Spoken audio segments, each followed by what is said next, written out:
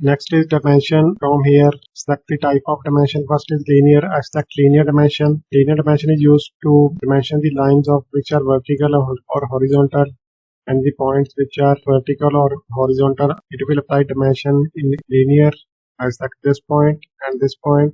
It will show linear dimension about this direction. Again, I select linear dimension. Now I select this point and this point. It will show a linear dimension about these points. If I select align dimension and then I select this point and this point, then it will show the line dimension. Press the escape button for exit the command. You can also apply linear dimension by single click. Select linear dimension, press enter. Now select line, give it dimension.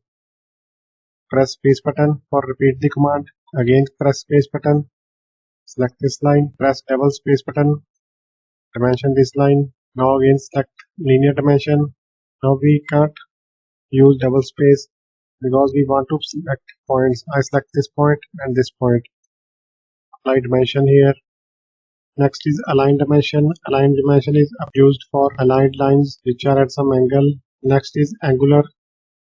By selecting angular, we apply angles. Again select angular. I select this line and this line. It will show the angle between these lines. Next command is arc length. Select it, select the arc, and it will show the dimension of the arc. This sign indicates the arc length. This is the arc length. It will show arc length. This is about its parameter. Next is radius. Select it, select the circle. It will show its radius. Next is diameter. Select it, select circle. It will show its diameter. Next is ordinate. Select it, select any point. I select this point, center point of circle. About y-axis, it will show its ordinate from origin. Similarly, again I select ordinate. I select about x-axis. It will apply dimension of for this point ordinates from origin. Next is jog command. For jog command, I create a arc. I select arc and draw one arc here. Select jog command. Select the arc.